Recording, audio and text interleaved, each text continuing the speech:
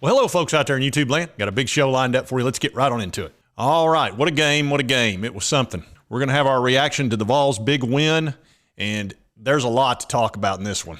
All right, there were a lot of positives in that game last night. Man, it was a great game. Joe Milton played well. Our defense somehow kept him out of the end zone multiple times. They didn't even get field goals. They were missing their field goals. They were making mistakes on the other side. Klubnik, he played well at times. He struggled at times. Our defense really confused him a bunch. So let's get into the stats and then also the reaction to all the different players that on Tennessee's side really came through. All right, as we take a look at the overview on this, Joe Milton was 19 for 28, which is 67%, 251 yards, the 3 touchdowns. That was really big. That's the most important stat in here, but all of these stats mattered.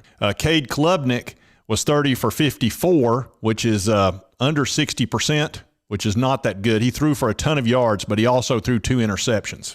So when we talked yesterday, the keys to victory were Joe Milton throwing somewhere in the mid-60s as far as completion rate, and that he would need a minimum of 250 yards. Well, he did exactly that, 67%, 251. So Joe came through really nicely, and he had some touch on the ball. He wasn't overthrowing his receivers.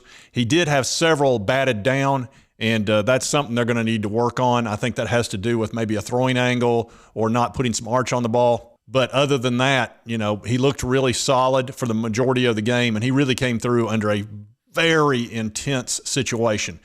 He could not have been under more pressure. He really could not have been. He had started 3 times for the Vols, twice last year, once this year, and really didn't perform all that well. He did, you know, it was just very marginal. So the pressure he was under against a very good Clemson defense was immense, and he came through very nicely. I mean, I got to give the guy credit. He really played a solid game and made some big plays, and he made some NFL quality throws that I'm sure there's some scouts in the NFL that are going, crap, this guy can put it in some tight windows.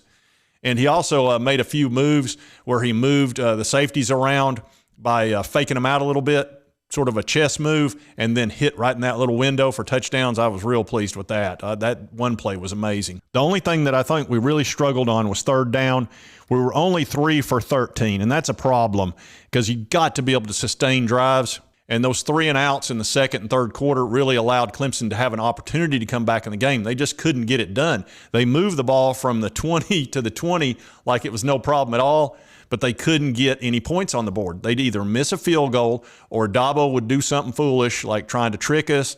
Or what happened at the end of the second quarter? They didn't get at least 3 points there was ridiculous. Maybe that's on Klubnik. Maybe that's on Dabo. I know I saw Dabo wearing him out, you know, but he wasn't brutal because he knows he's a freshman.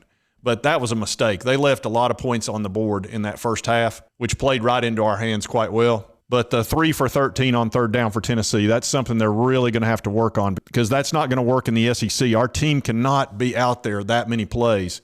And as you can see, Clemson had 484 yards, almost 500. We had 375. So when you look at these stats, it would look like they won the game, but that's not the case because we stopped them on fourth down 3 times, which was great. And they also threw 2 interceptions right here. And that's what we talked about yesterday, that the way to stop Klubnik would be to confuse him. You know, remember, he's a freshman. He's a 5-star, #1 recruit, the whole 9 yards, and he's coming off a huge game against North Carolina.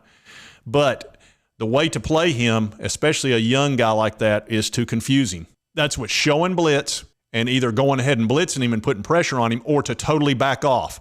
But to constantly show him different blitz packages and never let him get comfortable. Coach Banks did a really good job with that. I mean, he had him very flustered, and even though he moved the ball between the hashes pretty good, there were several times where he looked lost because he didn't know if they were coming or going, and we got to him several times. Aaron Beasley got to him, Young got to him, Tyler Barron.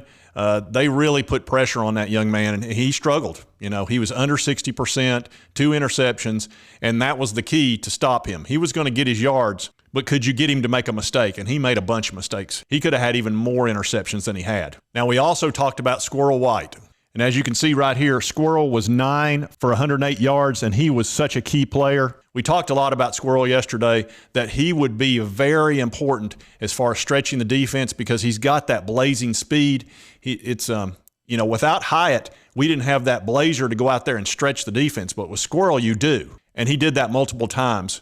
And that really made the defense have to even spread out more, because realize we spread the defense out like crazy anyway. But when you've got a 4-3 guy going down to the end zone, that really wreaks havoc on them.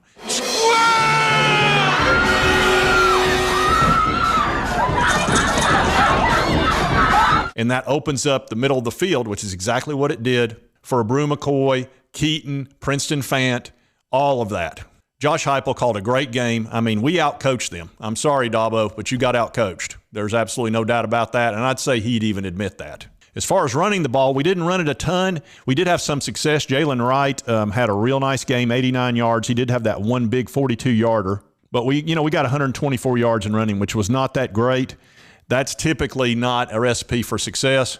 But because the defense kept them out of the end zone so well, it was more than enough. Really, I thought we would have to score in the 40s last night to win this game, not in the 30s. But they only scored 14 points, which is shocking with 500 yards. But they just kept screwing up so many times down there inside the 30, inside the 20. And they just left, 15 points on the board, something like that. So things went well, and Joe played well. So besides Squirrel, Brew McCoy was a beast out there. Every time he caught the ball, he looked for a Clemson player to just punish.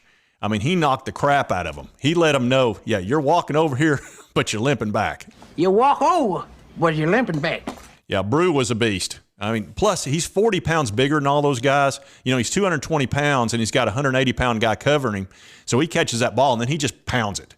And his yards after catch is awesome. He always gets 5-10 yards after he catches it. He just, bowls them over. And Ramel Keaton had a real nice game. He had that one great catch where he got wide open, and that was a really nice ball by Joe Milton. And that's been his kind of problem, is that he would overthrow that guy, get excited, and fly it about 5 yards past him. He took a little bit off of it. It was a perfect pass. Keaton had to slow down just a tiny bit, which is great. That's fine. That's when you got a guy wide open, just make sure he gets it. And Joe did a great job on that pass. Keaton, that's a Josh Heupel offense. He's going to get you open. That's just what he does. He gets you open. So this is a great way to end the year, 11-2. Had anybody thought we were going to be 11-2 a year ago, they'd have thought you were crazy.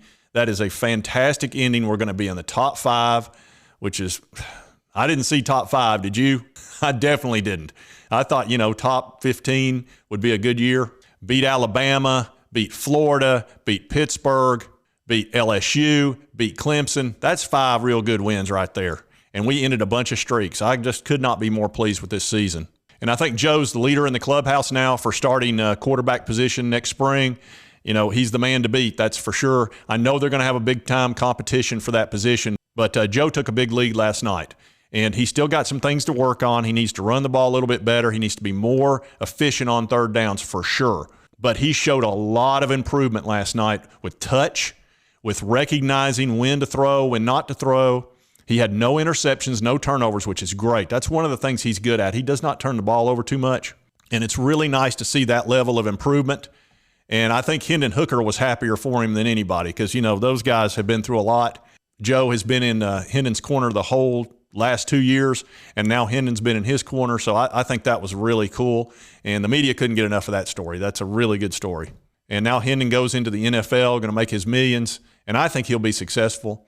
And look, those NFL scouts are looking at Joe now. They saw some real skills last night. So maybe he'll wind up in the NFL having some success as well. That'll have a lot to do with how he plays next season.